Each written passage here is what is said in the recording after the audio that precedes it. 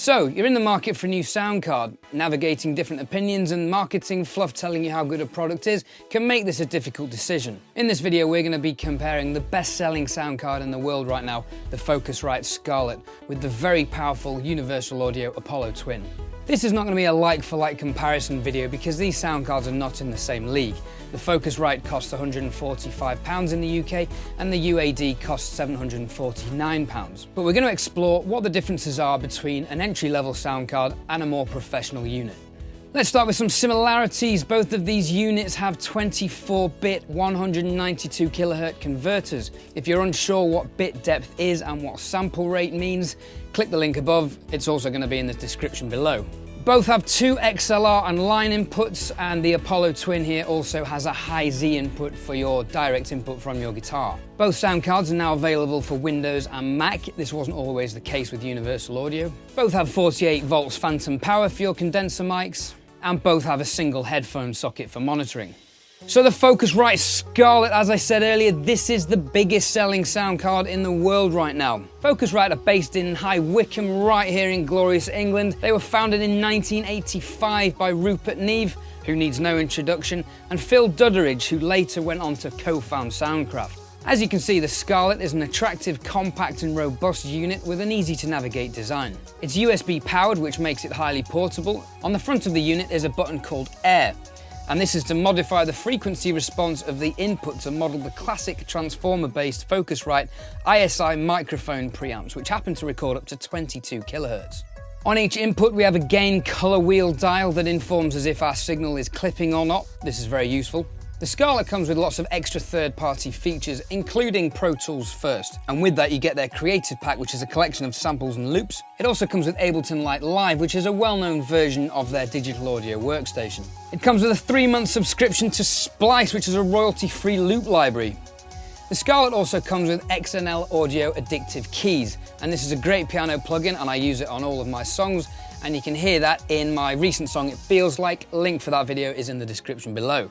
In addition, you get the Soft-Tube Time and Tone bundle, which is a bunch of plugins and guitar modeling effects. And on top of that, you get a bunch of Scarlett plugins such as compressors and EQs that you would typically find in a music software like Logic.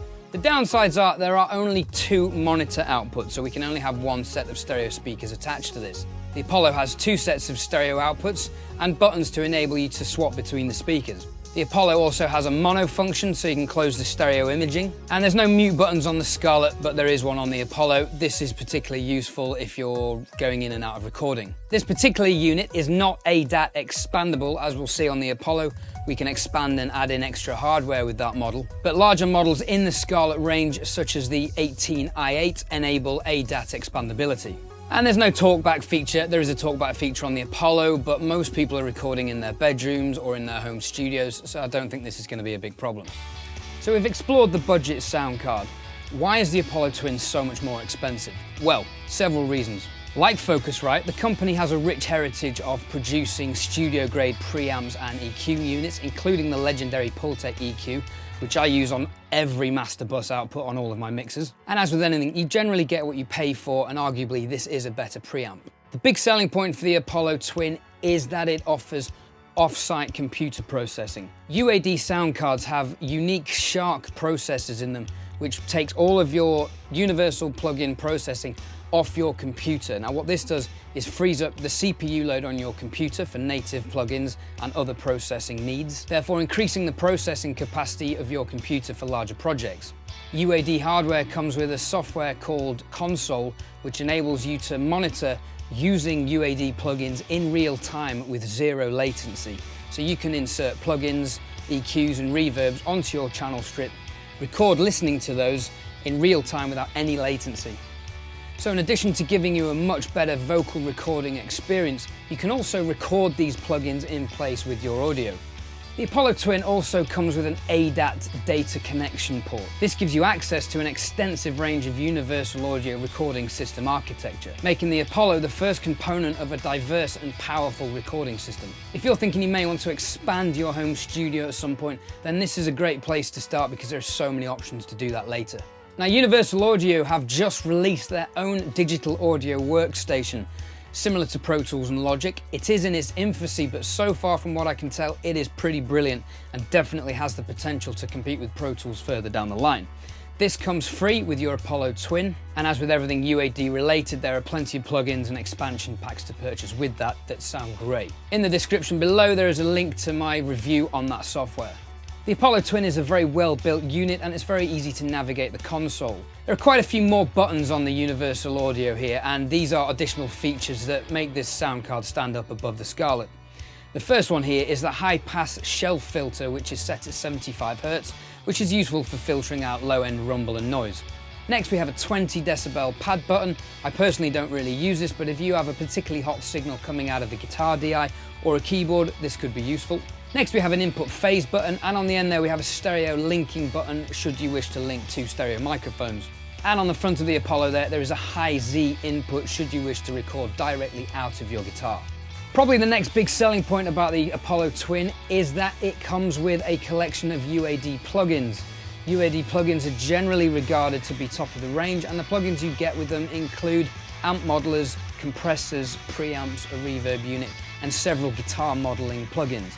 These are really useful if you're tracking vocals and guitars at home to get you started recording and to get really great sounds inside the box. There are one or two downsides with the Apollo Twin. One of them being that the Universal Audio plugins are quite expensive. Now, in my opinion, they are very good, and if you can catch one of the Universal Audio sales, you can get a relative bargain, but this is an expensive way to start collecting plugins.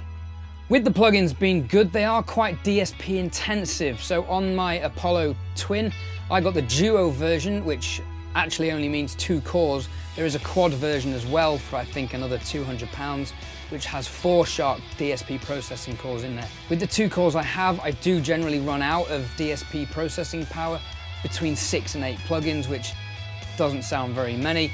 I have a separate video discussing this and my solution to that also in the description below. The last thing to mention about the Apollo Twin is that it does run quite hot, but it doesn't have a fan. Now this is good if you're recording vocals in the same room, but because it runs hot, you need to keep it away from any other hardware. So what are the main differences? Well, there's plenty of features on the Apollo Twin that the Scarlett doesn't have, and the Apollo has 4 monitor outputs enabling 2 different sets of stereo speakers for referencing mixers.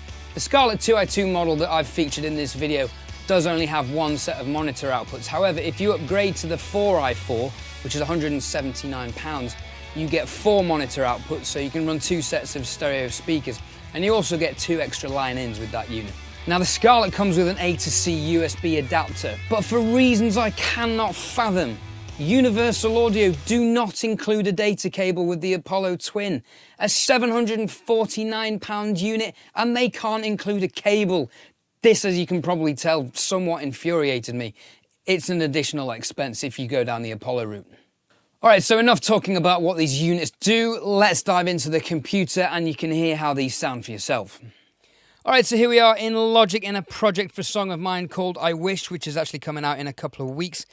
And I needed to redo some vocals, so I took the opportunity to use the Scarlett and the Apollo. I've had to take the level of the Apollo down a couple of decibels. I was measuring the output and I wanted them to be the same volume, so not to deceive anyone's ears. So I took it down a couple of dB to keep them in line. And let's hear the Scarlett. I won't make excuses, but I need you to hold on tight. I don't hold the answers, but I know that this feels right. And let's hear the Apollo. I won't make excuses, but I need you to hold on tight. I don't hold the answers, but I know that this feels right. My gut instinct there is that the Scarlett actually sounds all right. Certainly for the money, I think this is a fantastic sound card. And all the extras you get with it are absolutely brilliant. But the Apollo has something for me. There's a space, there's an airiness to it. There's a smoothness to it and a clarity as well, which I have to say I prefer. But let's just have a little bit more of a listen. And I will try to run from you, but don't give up this fight. Don't give up this fight. Don't give up this fight. And I will try to run from you, but don't give up this fight. Don't give up this fight. Don't give up this fight. So as you can hear there, my voice on this day was making quite a lot of creaky noises. I don't know if that's the corona cough that I've got, or whether it's where I had my tonsils out a few years ago.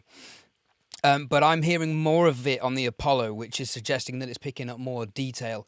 What do you guys think? Let me know in the comments below which one you prefer. Let's have another listen just to A/B those again. I won't make excuses, but I need you to hold on tight. I don't hold the answers, but I know that this feels right. And I will try to run from you, but don't give up this fight. Don't give up this fight. Don't give up this fight. So guys, I'd love to know your thoughts. Let me know in the comments below which interface you preferred the sound of. Did you like the Scarlett? Did you like the Apollo? Could you tell much of a difference? I personally don't think there's a huge difference, but the Apollo definitely has a cleaner, smoother sound with more definition. Now, if you think that's worth paying an extra £600 for, great. It does come with great plugins, and there is the scalability potential with the Universal Audio universe. But if you're just looking to record some demos during lockdown, get writing again and record some band demos, I think you'll be fine with the Scarlett, which will also free up some cash if you want to buy other things, such as microphones, studio monitors, and Sonarworks, which is an essential bit of home studio software. Link to what that is and how it works is in the description below. So guys, thanks for watching. If you found this video useful, if you found value in this video, please hit that like button. It does help the channel grow. If you'd like to see more music production content, hit that subscribe button. And also don't forget to hit the bell notification so you know when my next episode's coming out. Videos are coming out twice weekly, and my next video is going to be comparing UAD plugins and Waves plugins. How much better are they? Are they better? Are they worth the extra cost? And so on. Stay tuned for that video. In the meantime, I hope you stay safe, keep creating art. That is what we're here for. And I will see you with more lockdown hair on the next one.